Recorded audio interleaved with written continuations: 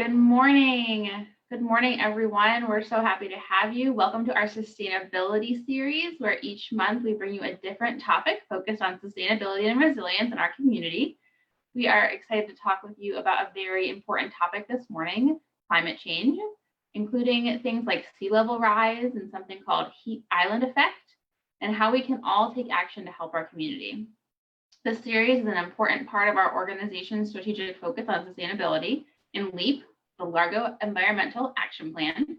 We have a lot of other resources available to you, including our website, ourfuturelargo.com, where you can learn about where our free electric vehicle charging stations are located and our community gardens. Please be sure to ask questions in the chat box, share your ideas and your thoughts throughout the presentation, and we will be sure to spend some time at the end for some Q&A to make sure that we answer them. And with that, I would love to invite Laura to join us and share a little bit about herself and share her expertise on climate change. Good morning, Laura. Good morning, Eileen. Thanks for having me here. So happy to be chatting with you this morning. Yes, it's great to see you this morning as well. I'm excited to spend some time this morning learning about climate change.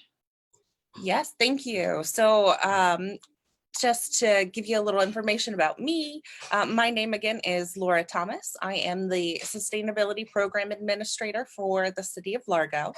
I have worked for Largo for about 4.5 years, working in this position for almost all of those, and really been able to learn about our organization and our community during that time and help figure out what steps that we need to take to make a more sustainable and resilient community. So I'm happy to spend my time this morning to chat with you all and discuss climate change a little bit more and help answer any questions that the community might have. So thank you again, and I really appreciate the time to be here with you all. Wonderful. Well, I'll see you at the end for some questions from our Facebook comments. Perfect. Thank you so much. So with that, what I'm going to do is share my presentation with you all, and throughout the presentation, I really hope that everyone will take the time to comment, ask questions, share your thoughts in the chat. I think it's going to be a really exciting opportunity to have a really productive conversation with everybody. We'll share some information today. Some of it will be new, some of it might not be, and you might have some great ideas on other things that we might want to talk about as a community. So happy to take those thoughts as we're going through this. But for today, we really want to talk about three main things. So first, we want to talk about how the climate's changing, right? What are the different ways that a climate can change, and what are the different ways that it is changing? What does that mean for me, right? What does that mean for our community? How are those changes going to impact us, or how are they already potentially impacting us? And then the third one is, what can we do, right? So I think it's important when we talk about things as big as climate change to understand that all of us have the ability to take actions and make changes that are positive in the world, and that ultimately will help everyone in our community and throughout the world become more sustainable and more resilient. So with that, we'll start with that first one, right? How is climate changing? And though we're using the term climate change, I think there's another really great term that I like to use. It's from a world-renowned climate scientist named Dr. Katharine Hayhoe. She calls it global weirding, right? So what is global weirding? It just means that things are getting weird in different ways all over. We've heard the term global warming before, and that was kind of moved away from for various reasons, partially because it wasn't just about the earth getting warm, it was about the earth getting weird. So you'll see droughts in some places, and in other places there's flooding. Some places are actually going to get colder with things changing, and some places like here in Florida, we're going to experience things like more extreme heat. So I think that it's a really great thing to think about, that a changing climate means very different things based on where you are, and even in the same place throughout the year. So you might get the same amount of rain as you did on an average year in a single spot, but it might all come within a very short window, and then the rest of the year is very dry. So again, climate changing, it's really global weirding, and we're just kind of trying to understand what all of these differences are going to be. So before we go forward and look at some of these different weirdings, I want to talk about a really two very important terms. So there's weather and there's climate. And a lot of times it's hard to understand what the difference is between these two. So what is the big difference? Well, with weather, it's kind of what you get, right? It's when you go outside and you say, it's really hot out here today. I know we've all kind of had that lately. Or, I think it's going to be raining tomorrow afternoon. It's kind of those short-term things that can change over minutes or hours or even days. So weather is that really short-term, what you see kind of thing outside. Climate is kind of what you expect to get in any given area, right? So climate is something that happens on the really long-term basis. So over periods of years, many, many years, even decades. And so it's how the atmosphere is supposed to be, right? It's average and its patterns. And so a lot of times when you look at things that talk about weather versus climate, weather, you can use those nice icons there with the sun shining or that it's cloudy and thundering. Whereas with climate, you tend to get a little more detailed and you tend to get those graphs that show trends over long periods of time. And in fact, we really like to say that climate is 30 years or more of data or what's expected. So anything that's shorter than a pattern that happens on 30 years is really going to be kind of your weather. Climate is going to be that much longer term, what you tend to expect in any given area at a specific time. So hopefully I did a decent job of explaining, because we've got a little pop quiz here. So knowing that kind of weather versus climate mentality, what do you think is this sentence is? May through October is the rainy season. So is that weather? And if you think it's weather, give it a nice thumbs up. And if you think that's a statement about climate, hit the heart button there on your in the chat. So again, what May through October is the rainy season. Is that something that's weather, where it's short term and kind of what you're seeing outside? Or is that something that's climate, that's more long term, and it's more about what we expect the traditional average or trend to be in your area? So we'll give you just another second to think about that. So hit what you think, whether or not that's weather or climate. And if you happen to hit that heart button and you thought that it was climate, then you would be right. So again, this is kind of what we would expect to see in a specific area, specifically here in Florida for us, that May through October is traditionally the rainy season. Some days might be more rainy and some days might be less, but overall, this is the climate trend that we would expect. So we're going to look at a couple of graphs, and I know graphs can be scary, so we don't want to look at the details of these. We just kind of want to look at the trends, the overall idea of what we're seeing here. So with this one, it's just showing average global temperatures in the world. And it's showing what we'd kind of expect. That's that center there.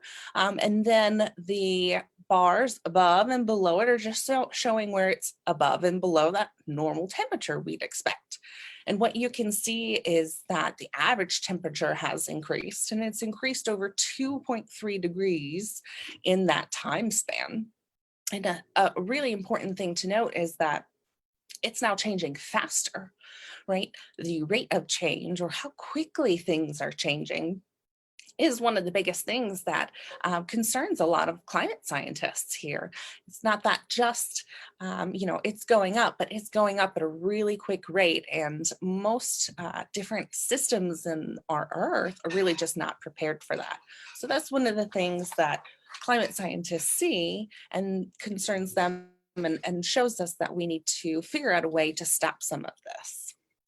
So another big one of those graphs, right? Again, just understanding generally that this is sea level rise, and it's showing that across the globe since 1880, we've had over an 11-inch increase in our sea level. And again, it's not just that it's increasing, because that's a natural thing for it to go up and down. It's that it's increasing at such a fast rate, and it's increasing faster and faster every year that it's being recorded. So one other thing I'd like to share, one really cool way that climate scientists gather their data is getting ice cores. So here's an example of a scientist out in the Arctic, and you can see on the left there, there's a big rig that they use and drill into the ice in the Arctic, and they pull out what you see on the right, which is called an ice core. The cool thing about these ice cores is that it can show us how much carbon was in the atmosphere thousands and thousands and thousands of years ago. So scientists have done this all over the Arctic, and they found a lot of consistencies. So the lower that you go on that ice core, the deeper into history you're going, and closer to the top, it's more recent. And you can actually see how much carbon was in the atmosphere hundreds of thousands of years ago by looking at how much carbon was at different levels in that ice core. And this is the last scary graph we'll look at. But it shows you that based on all of that data, this line that shows how much carbon has been in the atmosphere over 800,000 years ago. And you can see that there's patterns, there's trends here. You can see it going up and you can see it going down. So that amount of carbon definitely has varied throughout history.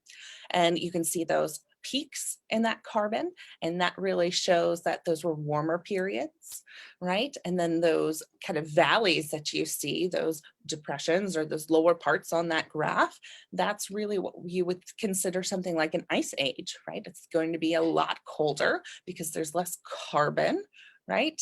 And because of less greenhouse gases, you're going to have less heat trapped inside, or I'm sorry, yes, and it's going to be colder. So the scary part again about this graph is looking at how much carbon has been in the atmosphere for hundreds of thousands of years. If you look at the very end, wow, we've really eclipsed anything that we've ever even been able to study for over 800,000 years. So that amount of carbon is way higher and in a very short amount of time. And again, it's that rate of change, or how quickly things are changing. So you can see that that kind of quick uptick in carbon concentrations never really been experienced, at least as far back as we've been able to study on this one. And so that is something that we're trying to understand what the potential impacts for that would be. So that's kind of a little bit about how is climate changing, right? We know these big systems are changing around us, but what does that mean for me? And what does that mean for you? How does it impact our community? Well, there's a really great resource. So if you go to the website statesummaries.ncics.org, you'll be able to find the federal government's summary on the state of Florida and some of the changes that we've seen here in our backyard. So definitely encourage you to check that out. And if you personally have seen changes, be sure to share that in the chat. What does climate change mean to you? What are the impacts that you've seen? Has something happened in your community that you want to share with the rest of us? Now, when we talk about this, we also want to remember that there's natural variability in the weather, right? So that's that, and that's that shorter term, and there's actually variability in the climate. I like to think about this as like El Nino and La Nina, right? We all know that those happen and they change things a little bit, but that variability is something that's always going to happen. So when we look at climate change, and if anyone remembers in 2010, there was up north a really big talk about how the snow was being so varied, right? So there were Olympic Games in Vancouver that had no snow, but the Mid-Atlantic had what they called Snowmageddon. And I was living in the mid-Atlantic in 2010, and it was absolutely snowmageddon. Schools closed all over the place, roads just really stopped up. So that's also something that you can attribute to natural patterns, right? So we know that not every year is going to be exactly what we think the trend is. So sometimes some of these impacts on us, it's important to remember that they might be normal and it might be okay for something strange to happen one year. And again, it's those longer term patterns. But some of the things that we know that we've all experienced are those floods and those droughts and those extreme storms and events. And we know right now that in California and in the West, there are a lot of storms, right? There are a lot of fires happening, and they've been happening at a record rate year after year. And so it's not necessarily how many fires that the West has had, it's how much land that they have taken, right? How many acres of forest have they burnt down? It's getting more and more every year. And when we look at extreme storms like hurricanes, we know that we're feeling the impacts of those more. It's not necessarily that there's more hurricanes, but more hurricanes, but the hurricanes that we do experience are more intense, right? And so we need to understand how that is driving different impacts in our community, right? When you would have some tropical storm, but now you're dealing with a hurricane of a severity of 3 or more, it's going to have a really different impact on your community. And the flooding isn't always necessarily associated with a storm. We know, especially in Southwest Florida, there are some really bad events where flooding is occurring without a storm. It's what we call rainy day flooding, where there is sun shining, maybe it's high tide, maybe there's a full moon, which has a bigger draw on the water. So these kind of things align, and then you get flooding without any rain. So that's already happening, and that's happening here in Florida. And you might be able to see some of those kind of events here in Pinellas County and Largo as well. And again, if that's something that you've seen, definitely share that with us in the chat. And we can talk about that and answer questions about that towards the end of the presentation.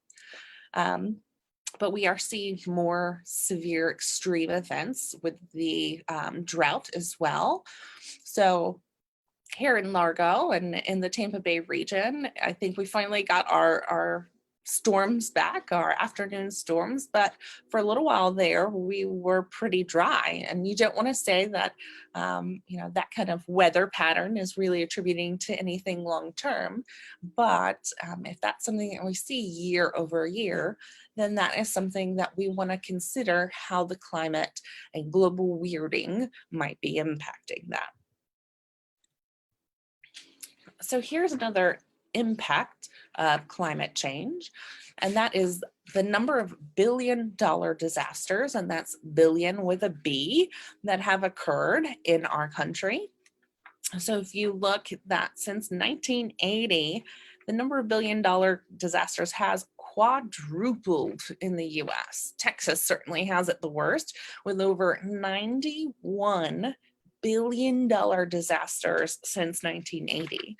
So this is all having a really big impact on us financially as well. And you can see Florida has the darker color there, so it's definitely impacted more. So you can see that we have been experiencing more big disasters or storm or extreme events in our area as well. And it's happening all over the United States. So it's not just about, the flooding, but we also know that there's a really big financial impact with that as well. Another one that we look at is heat, right? So how does the increase in heat change our lives, right? What happens to us? So this is showing the projected changes in hours worked. So basically, if it's going to get that hot, for part of the day, maybe it's not going to be very comfortable to work outside, or maybe it will be even dangerous to work outside from the potential of things like heat stroke. And here in Florida and in other places throughout the country, those really dark colors, you can see that there's a pretty big change to the number of hours that we will be able to work outdoors, right? So you think about garbage and trash and recycling collection drivers, or people that work in construction, or individuals that do landscaping. These individuals will lose time because it will be unsafe to work outside during certain hours of the day here in our area. So think about how that might impact you, or someone that and that has a job in construction, for example. How will their work be changed because of this? So there's a lot of very different types of changes with this global weirding that we would expect. And looking at that heat again, this is just a map. If you can kind of picture the Tampa Bay region, and then zoom into Pinellas County, and then zoom in specifically to Largo. This is a map of Largo city limits. And we have put in the urban heat stress. So basically all that means is those really deep red areas are really hot areas of our community. And then those cooler greens, and especially those blues, those are really cool areas of our community. So less heat. And think about where you live on this map, right? Think about where your house is. And the amount of heat in an area is contributed to a number of different factors. If you have trees in your neighborhood, it's going to be cooler. If you have less pavement, less road, less buildings, less sidewalks, it's going to be even cooler than that. So the less infrastructure or kind of built things in your area, the cooler it's going to be. So think about where your home is, what's outside of your home, and how much concrete is around you. And you'll probably have a pretty good understanding of why the color is what it is on this map. And then think about your utility bill, right? So if you're living in one of these areas that's a lot more red, you're probably going to be paying more on your utility bill because it's going to cost more to keep your home cool. And so this urban heat stress, basically how hot is it on your block or around your home, has a financial impact as well. So this is one thing where we like to say, always try and plant trees. We like what we call permeable pavement, which allows water to kind of go through and makes things less hot. So there's a lot of things that the city can do to help change this. But overall, we want to understand, how that impacts you in your day-to-day. Right, and so it's not just heat, right? Again, we talked about sea level rise and flooding. This is from the St. Petersburg NOAA, or National Oceanic and Atmospheric Association. So our federal government's sea level rise buoy that is out in St. Petersburg. Now, the NOAA organization has two of these buoys in our area, one in Clearwater and one in St. Pete. This is just an example from one, but it has measured the sea level rise in our area, and it shows that from 1947 to 2012, our sea level increased a total of 6 inches, or I'm sorry, an average of 6 inches. And you see there's daily tide changes, so that's why you see those spikes up and down. But the important part about this graph isn't where all those blue lines take you. It's really one that red line that shows the average shows that it's increased here locally, and so it's impacting us. And then if you kind of take a step back, and if you were to cut that graph in half, you would see that the first half is not going up as quickly as that second half. So that's saying that in more recent years, the sea level trend has been increasing more quickly. Again, it's that rate of change, and we're seeing it get quicker and quicker every year. And what does that mean in the future for us? How is that going to impact us here? Well, this is another example from NOAA. So the federal government has put together projections for communities vulnerable to sea level rise. And so it's put together this wonderful map tool where you can go through and show different levels of flooding at different times.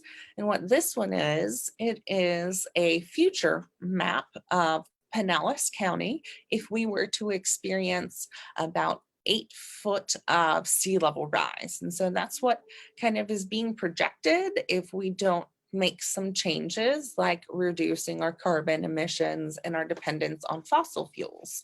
So this is kind of a worst case scenario. We don't want to be extremist or alarmist, but we do want to understand what the potential is so that we can understand how we might need to change some things. And in this, when you look at that, you see our barrier islands are submerged, and Pinellas County really starts to look like a string of islands rather than a peninsula on a peninsula. There's some extreme impacts in, the central east part of the county. You can see in Largo, there's a couple key areas where they are expecting that increase in sea level rise to impact us the most. And if we were to look a little more deeply, this is just for Largo specifically, so not Pinellas County as a whole, but you can see, there's $1.1 billion of property value damage from 8 foot of sea level rise. And that's just the city of Largo. So imagine if, you kind of took that out and looked at that from the county-wide level. And you can go even further from that and think about, as a state, as a country, as a world, if the city of Largo has $1.1 billion in property damage by 2100, right? So this would be an example of what would happen in 2100. Then what's that going to be globally? How many different vulnerable populations is that going to impact? How many schools, government buildings, wastewater treatment plants, all of these different critical infrastructures, plus our homes, right? So where's your home on that map, and what is the property value like in the future for your home or your family's home? So really important things to think about. And we know that these environmental changes definitely have an impact on our life, on our social life, and our finances. So this is a good way to kind of picture all of that and what that potential might be in the future. And I think one really important point is that climate change, global weirding, whatever you want to call it, it's not just that environmental issue. It's not just something that kind of happens outside of who we are as people. There's a lot of potential and upcoming human health impacts of climate change, right? So you have water quality impacts. You have more chance of harmful algae blooms, for example. So as the carbon concentration increases, the ocean is actually absorbing a lot of that carbon. And that leads to something called ocean acidification. And that's just a fancy term for saying that the pH, right, as the acidity, how acidic the ocean is, it's just going up a bit. But as that happens, it also increases the chance of these harmful algae blooms. And we know how that impacts us here in our community. Not only is it an economic impact because it takes a toll on our tourism, but especially for those with allergies, it's a health problem, being near algae blooms and being able to breathe freely and easily. And there's a lot of other things too, right? So that extreme heat, having those really hot days, we all know we get more stressed out in the heat, and it's actually shown that there are heat-related mental illness calls, emergency phone calls, and that those are increased with extreme heat, and other things like heat stroke. And then it has a number of other impacts on all of these different things. And I think that it's important to think about, yes, how it's going to impact us here. We know that heat, we know that sea level rise, but also throughout the globe, there's going to be a large number of populations that are really vulnerable already. And that these changing impacts and these global weirding trends are going to be impacting us all in very different ways.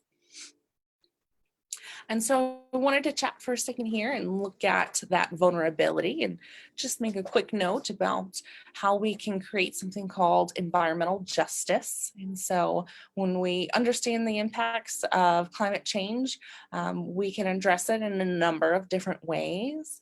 We can address it with equality and provide the same kind of solution to everyone. But I think what we all really want to push for is kind of that farther end, that other end is that justice end. So how do we remove the cause of the inequity from the beginning? So as we all experience these different impacts of climate change differently, how do we ensure that we're removing that cause of inequity to begin with?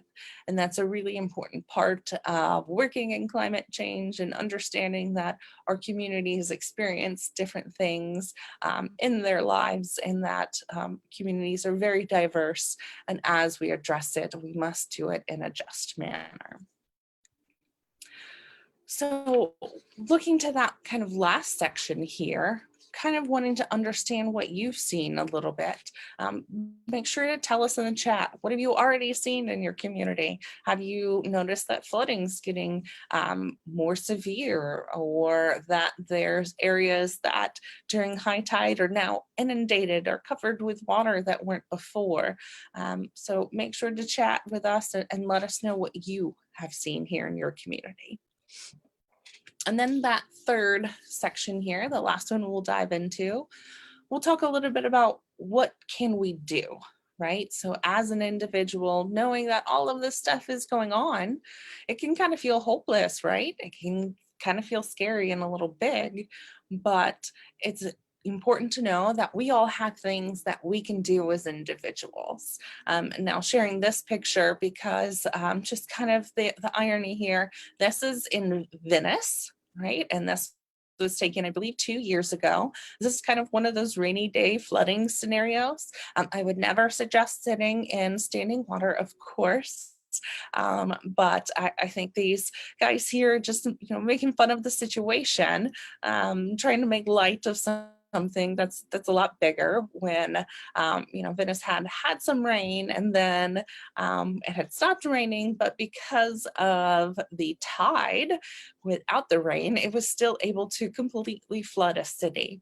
So again, no sitting or standing in this kind of water, but it's just a great way to remember that when these things are already happening, that we want to try and make the biggest impact that we can and do everything that we can to reduce future impacts. And some of the things we can do, I think we all already know, right? We know that we want to try and drive less and try and walk and bike more around our community. Right. So where are the safest routes to bike? And are you able to bike to work, right? Or can you walk to the store, or, carpool with someone else? So that's an important one. And there's some of those other things that we all know we can do, like recycling or reusing items, or, making sure that we eat less meat, because we know that eating meat has a really big impact on the amount of carbon that is released into the atmosphere, and that contributes to all of this.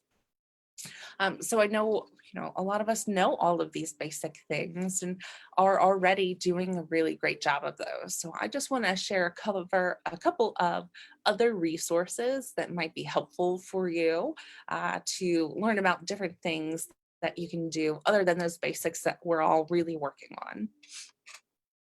So the first is this wonderful resource called connect4climate.org. So Connect for Climate, if you go to their website, they share a lot of really great resources on different things that we can do as individuals to help try and get rid of climate change. And what I love about connect4climate.org is that if you go to their initiatives, there's global initiatives that everyone can participate in. But my favorite part is that they've got some really fun ones for kids and families. So it's different ways to engage our youth about this really important topic and ways for them to connect and learn from others and with others about the importance of tackling climate change. The next resource is a really interesting one to me. It's Project Drawdown. So if you go to drawdown.org, you can learn about this really fantastic book that was recently released. And it goes over the top 100 ways that the world can tackle climate change. And so it kind of ranks everything and its impact on releasing carbon dioxide and other greenhouse gases into the atmosphere, and talks about how solar can help and how each of us can work on getting solar on our own homes when it makes sense, so that we can reduce those impacts. But also things like, how do we address inequalities, or how do we even manage our refrigerants of all things? So it's got a lot of details about a lot of really interesting things, but it is another great resource where you can go and learn more about some of those more maybe less known ways to reduce your impact on climate. And I think another great one is, how do we communicate to others about climate change, and how do we get people from all different backgrounds to have the same conversation? So Yale did this really great study about climate communication, and you see the website there at the top, climatecommunication.yale.edu. And they really found that there were what they call 6 Americas. So they are the representation of where people stand about the topic of climate change throughout the country. And so you can have everything from someone that's alarmed to someone that's dismissive of climate change. And, a lot of us here might be, you can probably put yourself in one of these buckets, but we find that most Americans, or the largest majority, 31%, are concerned about climate change. But I think the important part in thinking about what we can do as concerned, alarmed, cautious, wherever you are, is try to engage individuals that are somewhere else on this scale from you, right? So instead of just talking to someone else that's concerned about climate change, why don't we try to talk to someone that's disengaged? Because the more that we can get individuals that are disengaged, or worse, about climate change, starting to understand how it impacts everyone, and move them towards a greater appreciation of the topic and wanting to make change around the topic. If we can make that communication work, if we can connect with those individuals in a meaningful way, we'll be able to change not just what we do as individuals, but our whole community as well. And then, of course, another really important one for those of you that live here in Largo, connect, right? So this is the City of Largo Commission, and of course, Mayor Woody Brown there in the center. We encourage you all to connect with your city commission and let them know what you're concerned about. They are a really wonderful group. They're all really responsive to our residents here in Largo. And if there's an issue with climate change, or if there's something specific, we definitely encourage you to go to largo.com/connect, because of course the policies that we make here in our local government impact you and impact how we're going to deal with climate change or how we're going to fund projects. So I think it's really important that we all take the time to connect with them and make sure that we address our concerns and that we can work together as a community, as a region, and even larger to make sure that we are dealing with climate change in a really meaningful way. And then we're going to open it up to questions here in just a moment. So please be sure if you've got those to go ahead and put those in the chat. But the last thing I kind of want to talk about is, these are the topics that we've covered and some of the scenarios that we've explained can kind of be really scary, right? So the thought of all of these things happening and, happening within the next, 100 to 80 years, it can feel like a lot of pressure and it can cause a lot of anxiety. And what we want to remember is that we have the power to change things as individuals and as a community. And we have the ability to create a beautiful, sustainable, and resilient Largo, right? We want to be the community of choice naturally. We can do that. There are projects that the city's already working on to make that happen and to make sure that we're sustainable and resilient. And we're asking for your help too, to make sure that we all accomplish that by looking at our personal actions and making sure we understand the impacts of what we do on the larger, bigger picture here. So it is doable, it is attainable.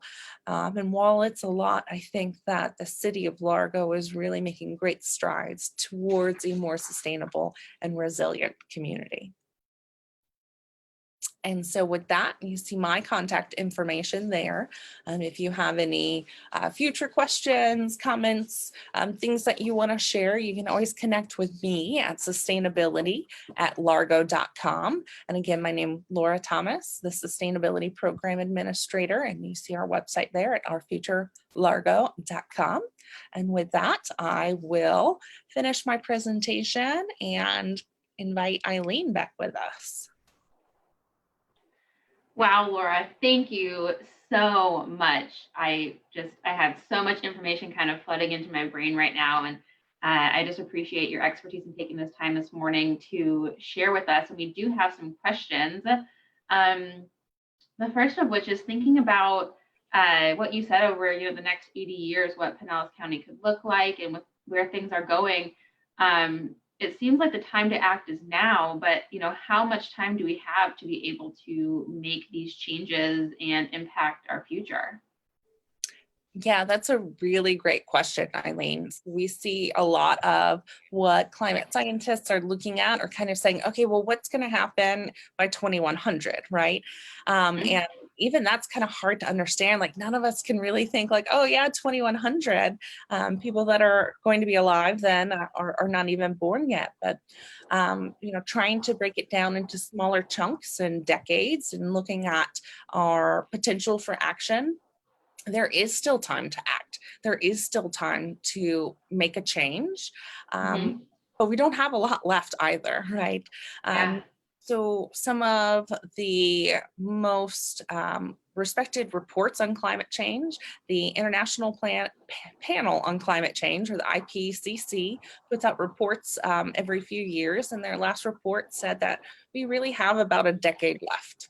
We have till about 2030 before we kind of reach that tipping point where some of the changes that we kind of looked at today are just, they're going to be unavoidable, but we do have opportunities to lessen those, right? And we do have opportunities to give ourselves time to make those adjustments. So we can still do this, and you just need to kind of work together to make sure that we do. Yeah, so that the call to action is now and over the next 10 years, making sure that we are moving Largo in a sustainable direction, but it takes all of us to be able to do that. One of our questions from the comments asks for your expertise on how we can work with corporations to help hold them accountable for their role in climate change. Do you have any kind of advice on how we can work with our corporations? Yeah, absolutely. I would say that there's two different things that you can do, and one is to vote with your dollar, right? So corporations really respect and listen to where you spend your money. So if you as an individual decide to take the time to research, a company's sustainability report, you'd find some really surprising things, like who knew that Walmart was committed to 100% renewable energy by 2030, right? Like, shocking, right? So I didn't know that. sometimes you'll find these really surprising things. So definitely vote with your dollar. And then I think the other one is to vote, right? So working with corporations as an individual is pretty challenging, but I think that if we make smart decisions about our local, state, and federal representatives, these are the individuals that make law and policy and change the environment that these corporations work within. So if you can, as an individual, make sure that you have somebody that represents what you think needs to happen, then I think that's going to be the most impactful way. Awesome. Yeah. So I'm hearing make sure we're out there and voting and educated on who we're voting for, as well as learning about the corporations that we're supporting and making sure that their values align with our values. And to take a note from your background, take the census. It makes an impact on climate change too. If you take the census, it will provide more local funding dollars to, do projects that help mitigate or change some of the impacts of climate change. So I'll say that one too. Yes, and if you haven't yet taken a census, shameless plug, visit 2020census.gov, and the census closes at the end of September, September 30th. So you need to do it now. Take action with that now. Back to our Q&A though, we've got a question here. I think it's referring back to that heat map you had, and it's asking what the correlation between the cooler areas is and the trees. So do you have any insight on it with areas with more trees? Might be those cooler blue tones.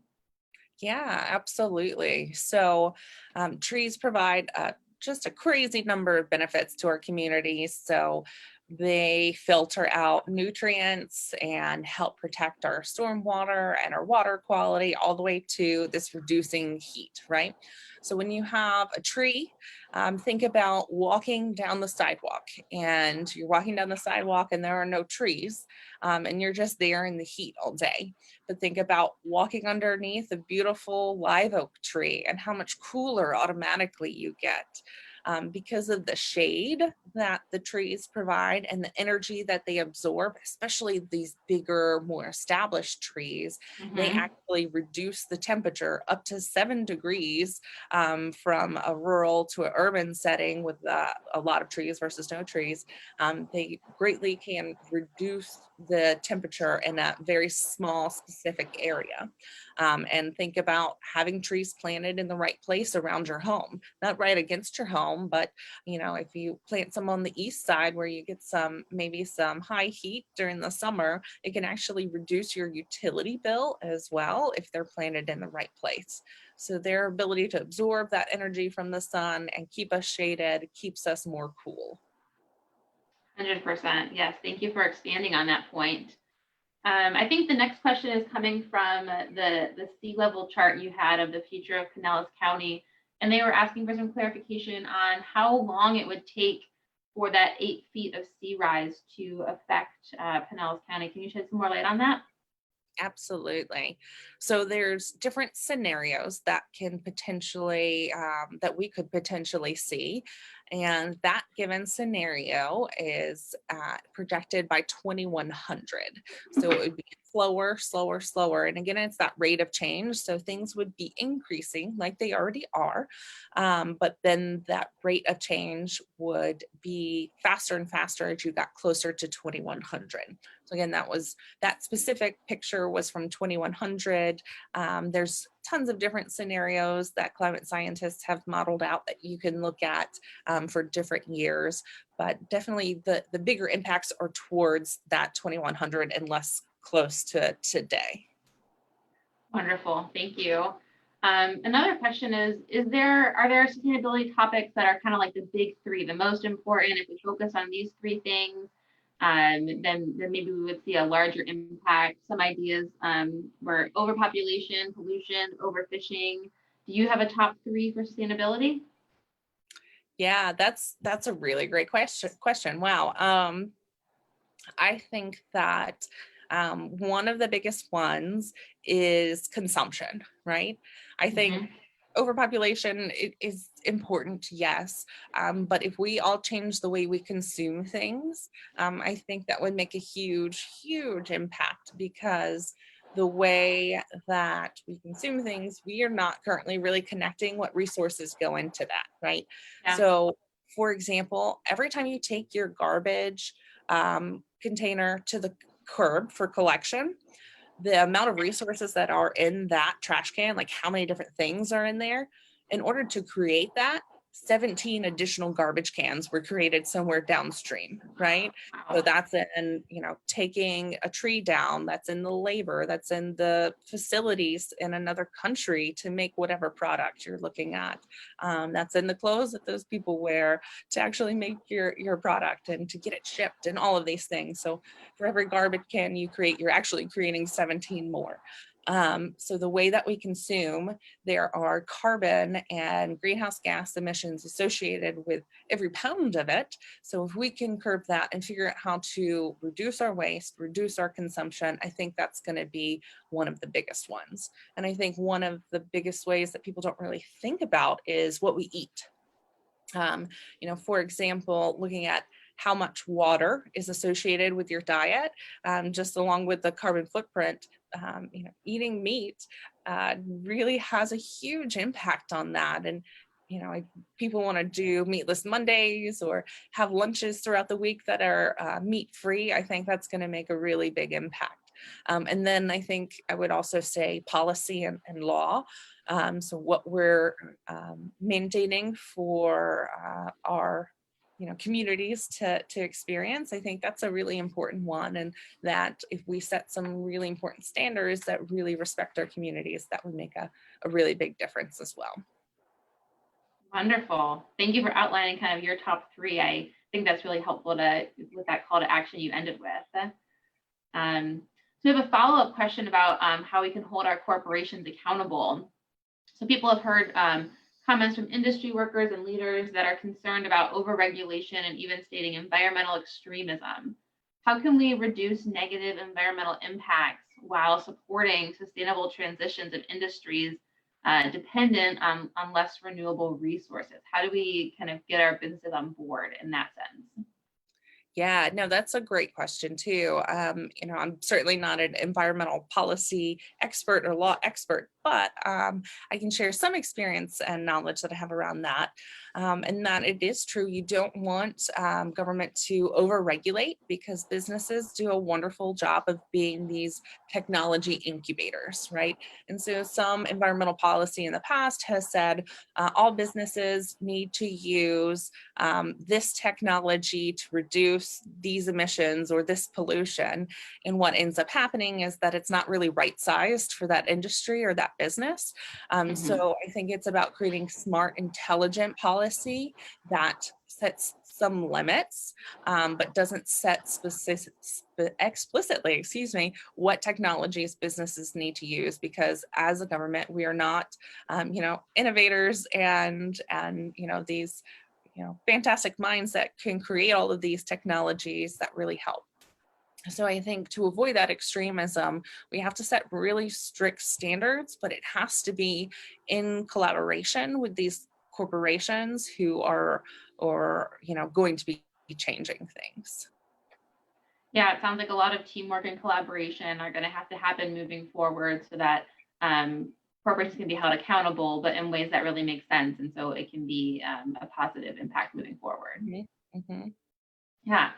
I've got a question that just makes my heart really warm this morning. Someone was reading the 2018 LEAP plan that you have online, and they were wondering what our plans are for an updated scoreboard or scorecard in the future. Yeah, that's great. And thanks for checking that out. We're really proud of that. And we'll be in the process of actually updating it in the year to come. So we're really excited about that too.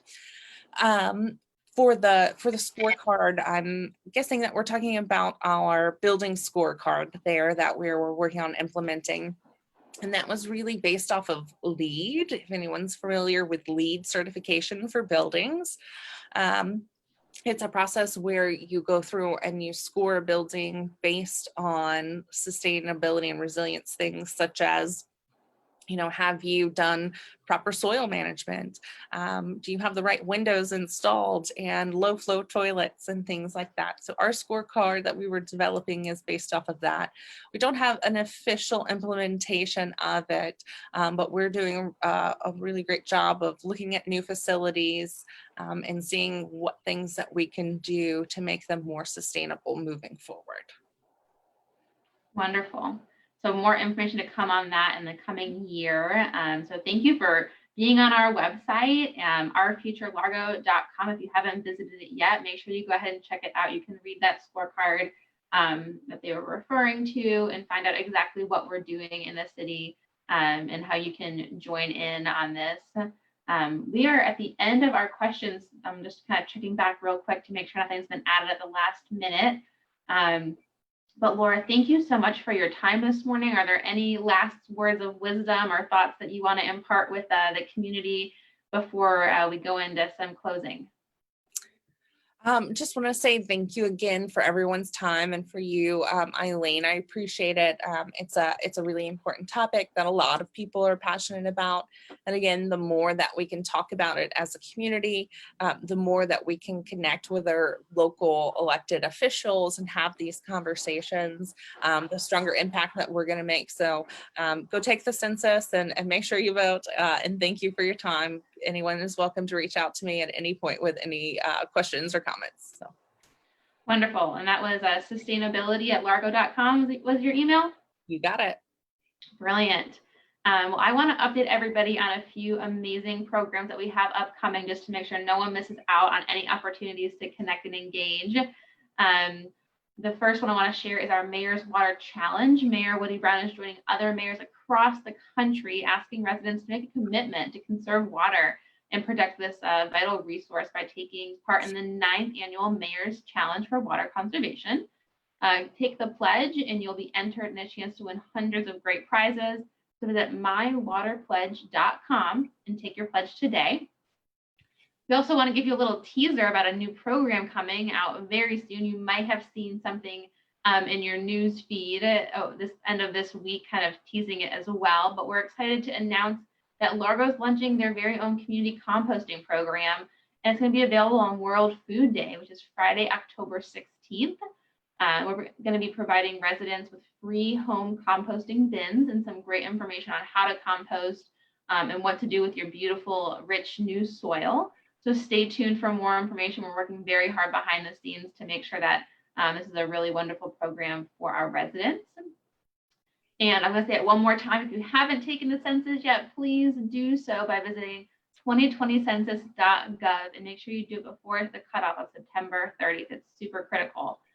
And then the last thing I want to say is next week, we are going to have another sustainability series event, a redo of our visit to McGraw Nature Park, where you can take a walk on the wild side and catch a glimpse of our amazing turtles, birds, and critters. So make sure you join us right back here next Saturday, and we will see you at the Nature Park. And we look forward to spending more time with you next weekend. So thank you for tuning in. It was great to connect with you this morning. I hope that you have a fabulous weekend and rest of your day. Bye-bye.